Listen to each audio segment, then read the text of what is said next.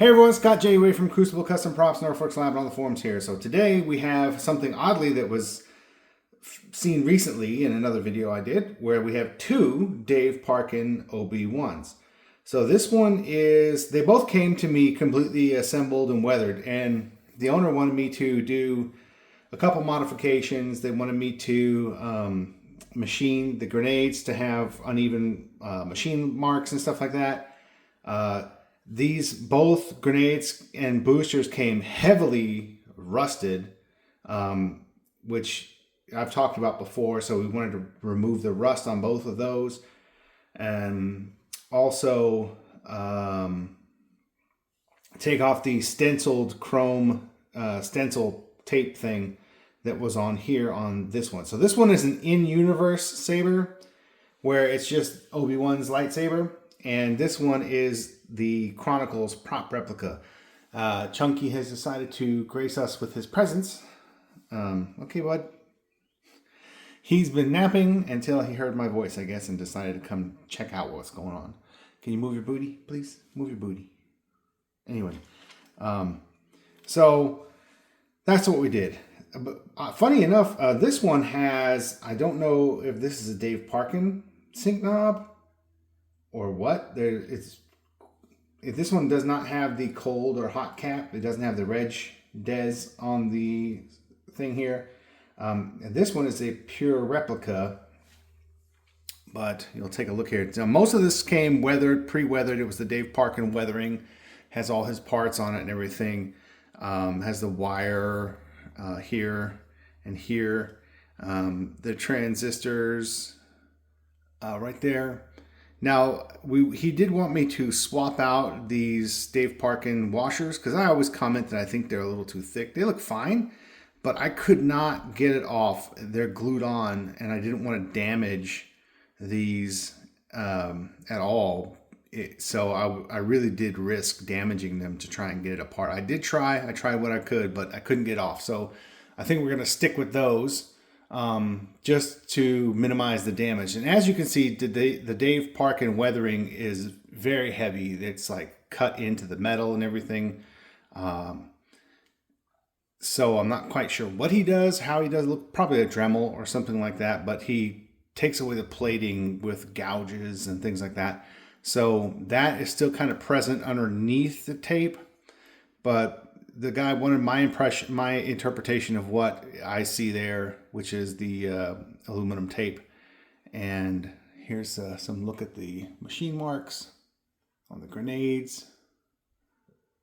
And I did take off this that tape that was on, that brown tape that goes on the wind vane. It just didn't look right to me, and you can see the letters in the photos I have.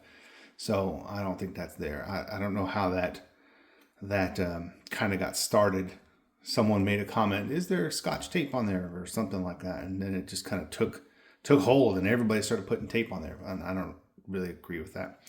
But anyway, I've also machined down the faces of both emitters. And the last thing I need to do, as I just realized again, is I need to put the little white smudge on there as well, which I think is actually what you're seeing here. That you see here is damage by Dave Parkin, and other people have done the damage here as well.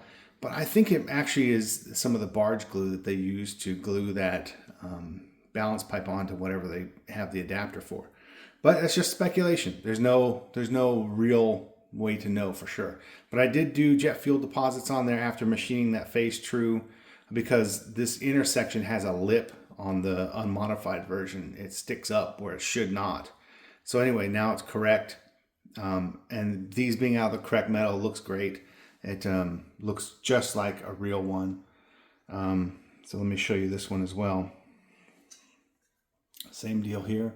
All I really did on this one was the machining, the emitter face, the jet fuel deposits, and then derust things. Let me pause and I'll show you what I'm talking about here. Ta-da! Okay, so this is my real parts Obi. And I'm using it as an example to show what machining looks like on these things, the real ones. They all vary, of course, but you can kind of get an idea here of what that in a real booster looks like. But I wanted to, these look really good. These balance pipes look really good after machined. I mean, it looks like pretty much like the real deal.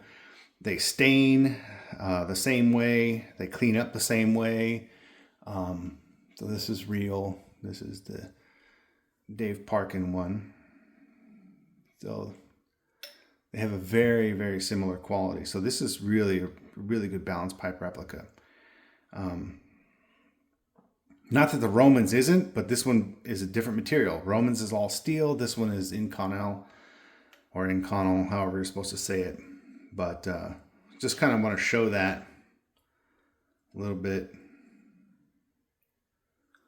So pretty neat to see that comparison when you see it.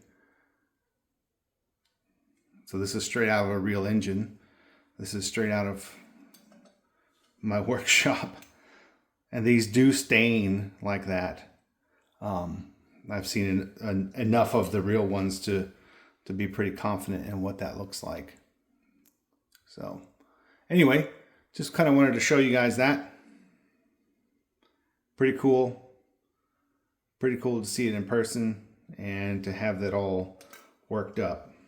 But yeah, and also these bubble strips come with the kits. These I think Wonawonga makes these bubble strips. They're really, really good.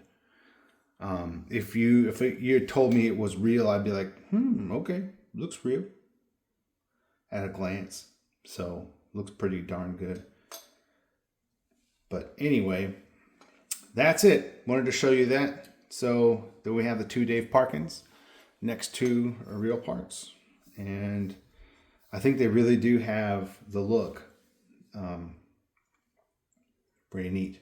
So anyway, guys, thanks for watching. Oh, the other thing is these are, what was interesting to me was the way that the wire was done. This is one single wire that's kind of looped inside. He kind of bent it in shape and looped it inside so it goes around the booster. Oh, the other thing I did was the flash hider section, I turned that down to be the correct height because it's just a little bit too tall and the grenade was sitting too tall. So I corrected that as well on both of them.